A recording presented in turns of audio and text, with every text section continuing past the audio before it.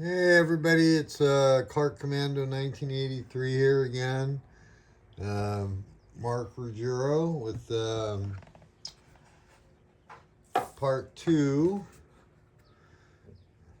of my Learn How to Play After Action report, Thai Bomber from Compass Games, Stalins War, World War III.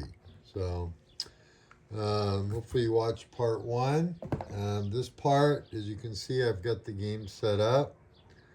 Let me zoom in a little bit, make a little adjustments. Hopefully the camera work won't be too shaky.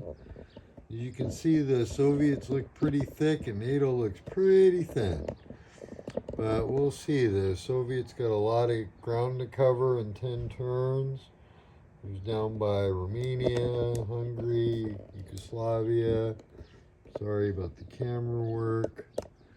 My next video will actually start the play. I'm not going to start it right now. My thoughts with NATO is, basically trying to defend a little forward. Soviets look pretty ominous. So I can see why NATO may have to use some nukes to deal with them.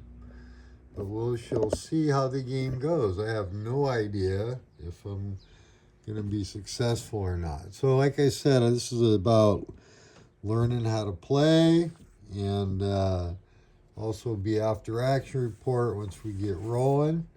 So I want you to be able to come out after this series of rules to maybe be able to read the rules yourself and then, get up and playing.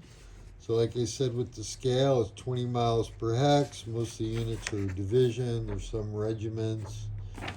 I'm just doing Europe. You can combine it with the Middle East, which I may do at some point, but just not now.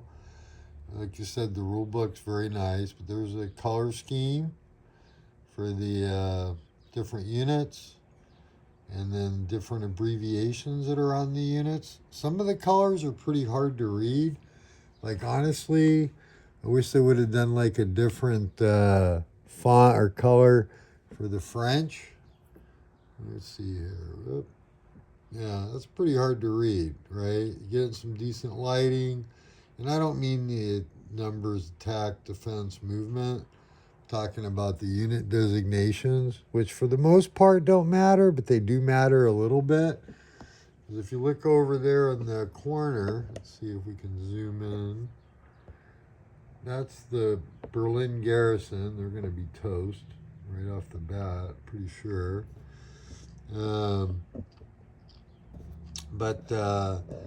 You have, so the rule book itself, showed you the basics there.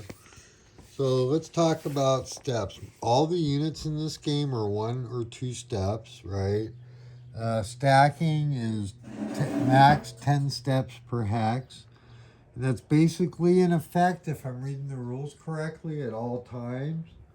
So you need to watch the sequence that you move in so you don't end up with units that you can't move through. And as you can see, I only stacked a couple in each hex because, with the threat of nukes, and you got a whole huge stack, it could be in trouble. So, the color coding too is, you'll notice, if you look at the color, so let's show one just for an example. But if you look at the color, whoops, let's see if I can do this. That's the Europe.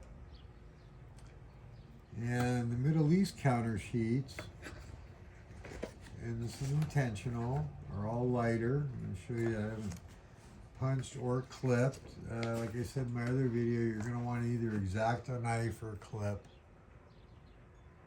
So they're a little bit lighter, hopefully you can tell. A little weak for my cancer this morning, so I'm not standing up, otherwise I'd show you a little bit more in depth. There's one scenario, it's basically this. I'm going to go over what the setup was. So you set up Switzerland and Yugoslavia, the NATO sets up first. So, Switzerland's over there in the white, and you can kind of see, zoom in a little bit. And then Yugoslavia, I'm not going to lower the let's see, no, I'm not going to do that right now. But yeah, Yugoslavia is, you know what, I'll show you. Oops. I'm going to set them up, which are right, those like gray units with yellow, that's Yugoslavia. They get set up even though they start off as a non-belligerent, I guess you could, that's the right word. So, whoops, sorry about that. But literally it's in the, your setup is here in the rules, you just follow this. So after we do that, we set up the Berlin and Austrian units. Set up in the city, which gives that. The one thing, actually, I didn't figure out yet, is in Austria, it says they're both like an occupation force. Let's see here. Place all 3 Austrian occupation anywhere in that country outside the Soviet occupation zone, which is not marked. So I was trying to look around and see if it talked about the Austrian deployment zone anywhere, and I couldn't find it. So if anybody has the answer to that, that would be very helpful. So what I'm going to do in Austria, I'm going to just go ahead and where's Austria? Let's see. Let's get there we go. Okay. What I'm going to do is I'm just going to go ahead and set up. Since I'm not exactly sure on any of this, I'm going to set up NATO like so. Can you see? Yes. And then I'm just going to go ahead and put the Soviets in graz because I'm not sure. And in the scheme of things, I'm not so sure if it matters. But, and this is, you can't put any extra troops in there. And also the units are noted. So when you're sorting your counters on the backs for the NATO, let's see here, come on, Mark. They're labeled, the 3 Berlin units and the 3 units to start in Austria. And then for the Soviets, they're labeled on the back. They also have that white dot there. So just a note, it is in the rules. So you set those up.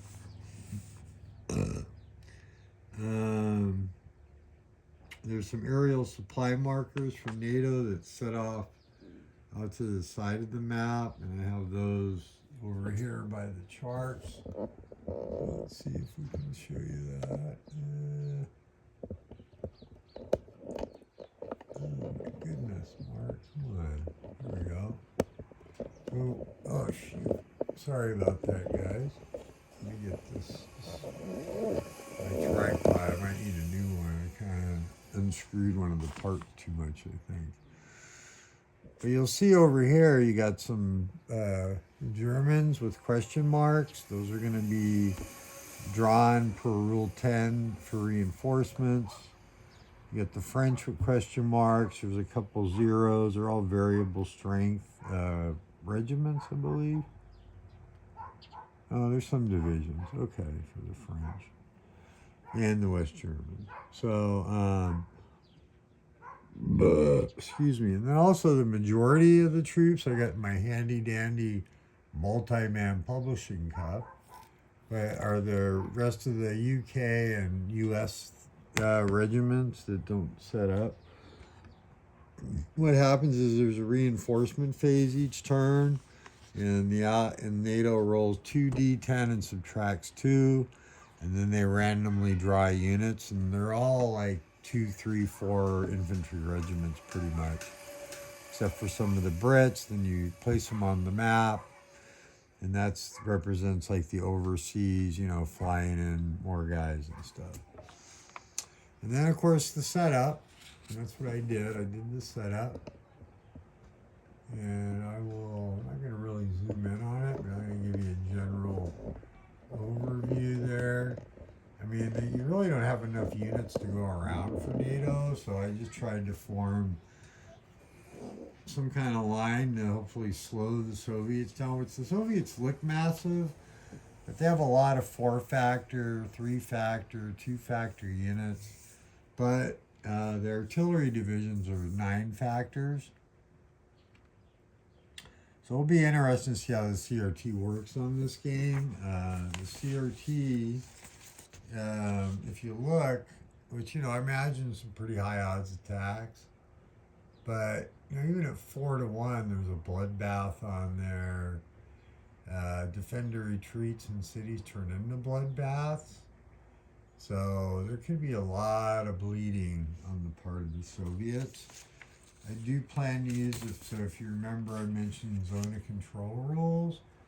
And basically, they're not locking, costs 1 extra to move into, and it costs 1 extra to move through.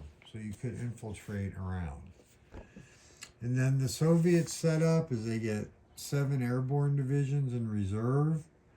Then you could pick units to stay off map that you could bring on as reinforcements, which the main advantage of that, I imagine, is if they're off map, they can't be nuked. Otherwise, I really didn't see an advantage of doing that. So I set everybody up. And I have no idea, but obviously I'm going to do my main thrust out of East Germany, and our ultimate goal is Paris. We'll see how far we get. If you remember, to win at the end of the game, the Soviets have to have scored at least 60 victory points and they win.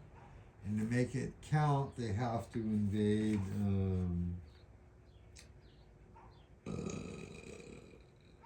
they have to hold Belgrade. So they have to at least go in and attack Yugoslavia. I did not see any rules in the rule book regarding any country surrendering. So I'm assuming that the rule doesn't exist because I looked. So that's fine. It covers 10 weeks. They probably would fight on. And if they lost their capital or something arbitrary. So I think, I mentioned stacking is you could have up to 10 steps. And then, part of your marker deployment, I said make this complete, is, of course, the turn marker is going to go on turn 1. We don't know who's going to... Soviets go first? Yeah, I'm going to get to the sequence of play here in a minute. Victory point markers start at 0. And to get to the every city, capital city, east of the Netherlands, Luxembourg, and Belgium is worth 1 point. Every city or hex inside the Belgium, Luxembourg, Netherlands are worth 2 points per city. And then in France and Italy, they're worth 3 points per city. So pretty valuable there. Which reminds me, I'm going to adjust the Italian setup a little bit. And I did, put some guys behind the line because I don't really want, as much as possible, the Russian airborne just parachuting in. Obviously, there's openings for them to do that regardless because of the lack of NATO units. We went over zones of control, how to win, the 60 points. There's also, if the U.S. prestige is driven down to 0, and that's based on the use of nuclear weapons. That's the only deduction that I could find. If it goes to 0, the communist player wins also. And then also there's sudden death. So sudden death is basically... Actually, the prestige, the game immediately ends and communists win. And then the other way is if the communists are able to take all the capitals on the board, which includes Rome and Paris. So I think that's going to be pretty hard to fulfill. But we'll see. Just keep in mind, there's basically no reinforcements. There's no replacements in this game. Okay, so the turn sequence, pretty straightforward. And we're not going to start playing yet, so, but air superiority phase, basically each player rolls a die. The Soviets actually get a +1. And then whoever gets the high roll can get between 1 and 5 air units. The air units are generic, but it represents who has air superiority. And they're NATO on one side, and on the other side, they're Soviet. And basically, they can be placed anywhere on the map. They affect the hex they're in and the 6 surrounding hexes. For combat, if you're on attack, they give you a shift right. If you're on defense, they give you a shift left. You also cause an extra movement point in a hex that's moved into, so they kind of serve multiple purposes. They only get 1 to 5 of them, and that can go back and forth turn by turn. And the Soviets start out initially, I believe, with a +1 to their die roll. Let's see here. Blah, blah, blah. Maybe not. Placement, range. Let's see. Turn sequence.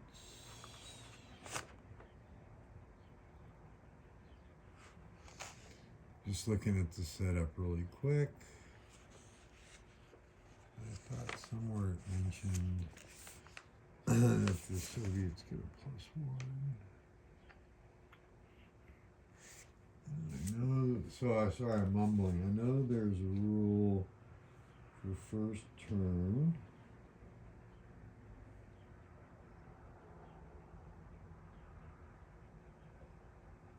Let's see. Enemy air power effect on movement. So extra movement point to enter. I also cannot do column movement. It's a little later in the rules, but basically column movement is your unit can do strategic movement, basically, as long as they don't start, end, or ever move adjacent to a enemy unit. And so if the air unit's placed with its 6 surrounding hexes, then it can, that impacts their counts. Like you can't end in the hex, right? So, or adjacent to the plane. So, kind of creates a little bubble. Supply rules for this are fairly simple. Basically, if you're in your home country, you're always in supply. Otherwise, you got to trace to a city that traces off either edge, I believe. And then there's also for NATO coastal supply. So if they're in a coastal hex, that can supply a unit, I believe. Let's look here. Yeah. Enemy Zox, unless occupied by a friendly unit, block supply. If you're out of supply, your movement is halved. Oh my god. Let's see.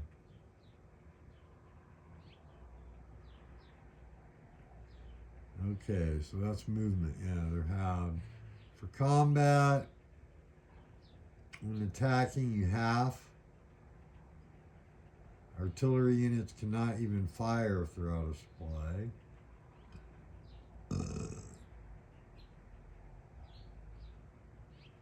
So if you're on defense, your defense is halved and you round up. And I was trying to see what the rounding rule is for movement. Let's say here, let's see.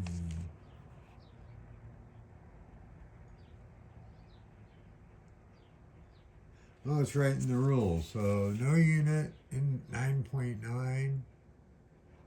No unit is ever eliminated or step reduction because of supply. And you can intentionally move out of supply.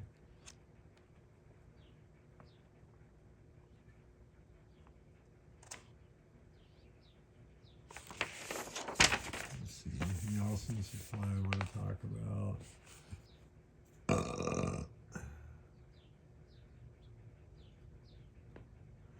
Even if a hex is nuked,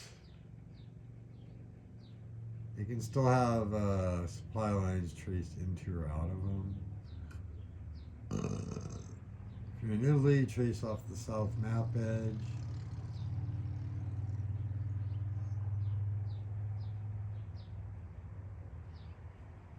We'll go over aerial supply if we need it later. The Berlin garrison is always in supply. Rule 10, emergency mobilization and reinforcement. So basically, we talked about with the communists, they can airdrop into any city or clear hex.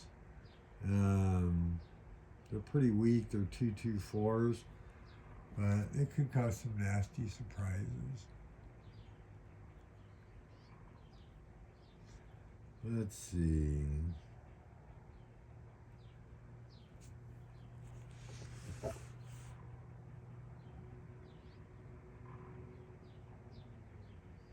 Well, they can only enter those airborne units when they have air superiority.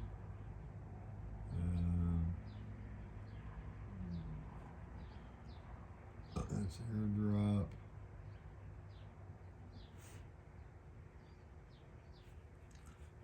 Franco-German has what they call emergency mobilizations.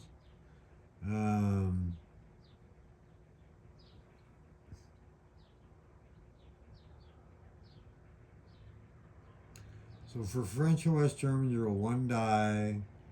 They're half rounded down.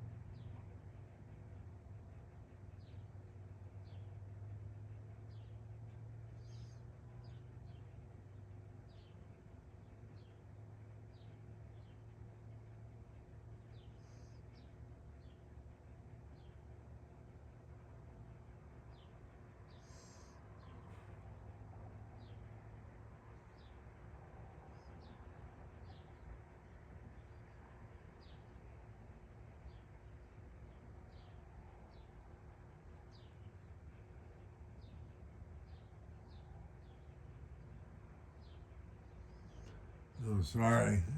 Sorry, I was reading rules. So let's see here.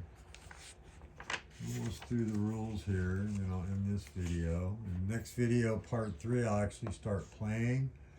I think I'm going to play live so you can watch what's going on. I'll make the videos a little bit longer, but hopefully it helps. So with NATO, they're going to roll, like I said, for 2 dice, subtract 2, and I blindly pick out of my handy dandy cup that I showed you earlier that number of units, and I can place them on any functioning supply source on the appropriate map, which, let's see, yeah, so basically anywhere on the map. You can never delay your reinforcements, which I don't know why you'd want to, but yeah, you're not allowed to delay reinforcements. And movement. The interesting thing to note with movement, there's no minimum moves in this game. So if you don't have enough movement points, you can't enter the hex, period. There are some games, as you know, have a built-in mechanism where you can change the level of the water sometimes, a lot of different things. So, all right, 15.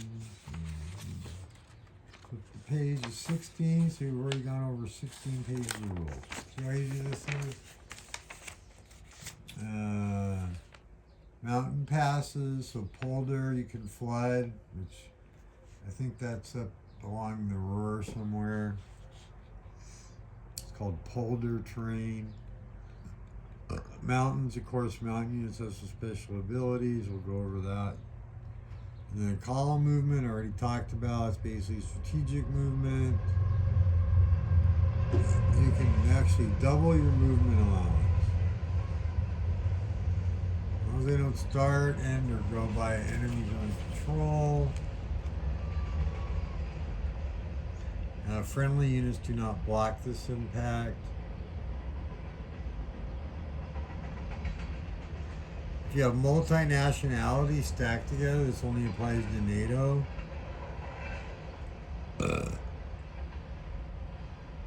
Everybody would lose one movement point.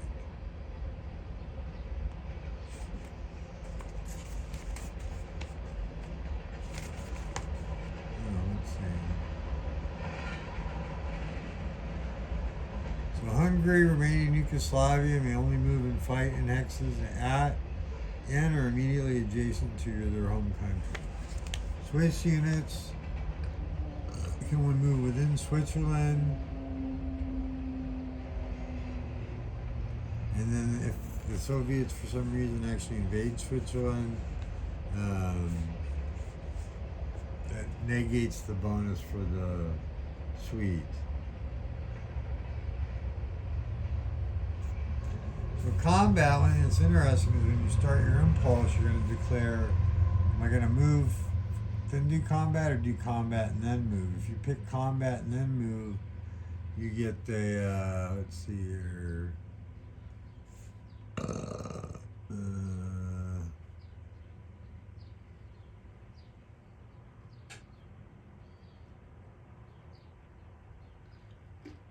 nothing forces combat.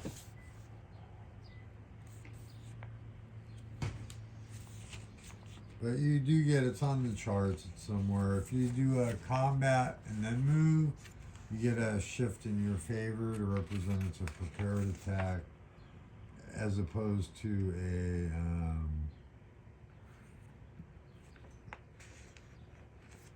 as it compares to a oh my god, I forgot what I was talking about. I'll come back to it. Poor odds attack, any less than 1 to 2 is automatic attack or eliminated. Anything greater than 6 to 1 is is automatic defender eliminated. Oh, and then I take that back. 1 to 2 for the attacker is the attacker lose 1. So there's different odd shifts, the terrain, rough, shift in favor of the defense, same with mountains, polder, no defense benefit for polder.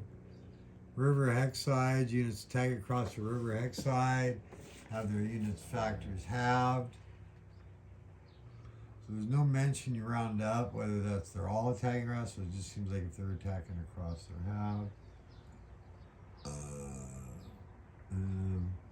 Cities and capital cities, you get 2 shifts to the left.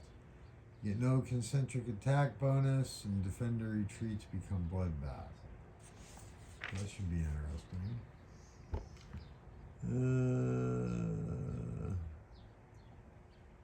Concentric attack, of course, is when you attack from 2 completely opposite sides of the hex, or 3 altogether. That will get you a concentric attack, which is another shift in favor of the attacker. Well, I guess it matters. It depends on who. Yeah, so it does. So, yeah, if I get attacked, whatever my modifiers are, you get attacked, it's whatever your modifiers are. Then you're going to roll a dice, all 6-sided. Then you can advance after combat.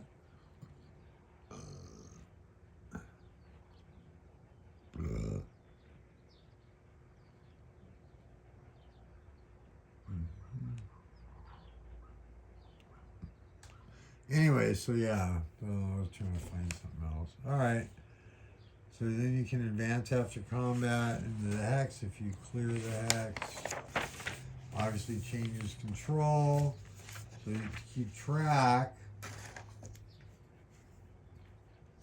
We're going to use these double-sided control markers, NATO on one side and Soviets on the other. All right. Multinationalities for NATO, if they attack, is basically a shift either way.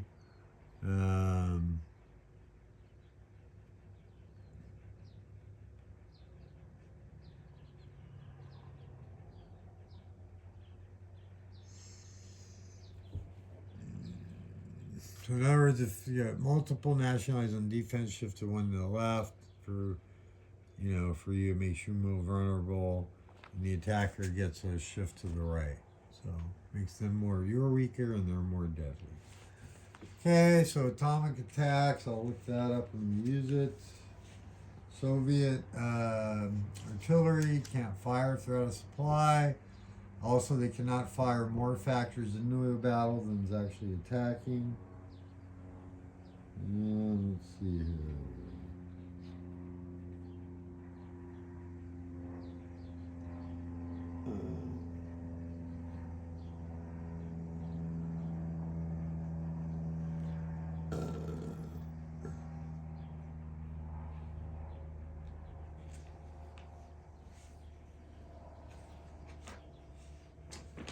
All right. No, let's try. It might be in the playbook. Actually. Go look there. Oh, that's over there. Let's see. Excuse me.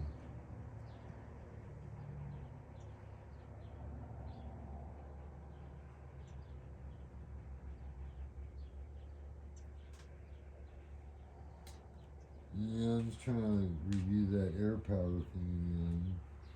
It doesn't seem like it's really makes sense. Oh, one thing we didn't cover was augmenting reduced NATO divisions. So as you draw those troops out of a cup, if you start a turn, you can flip your half-strength guys back to their full size.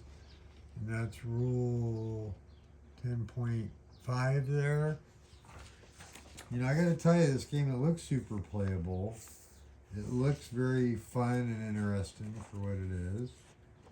So this video is long enough. Part 3, we're going to kick off the actual play. So look forward to seeing you there, and that'll probably be tomorrow sometime. Thanks for joining me. Bye.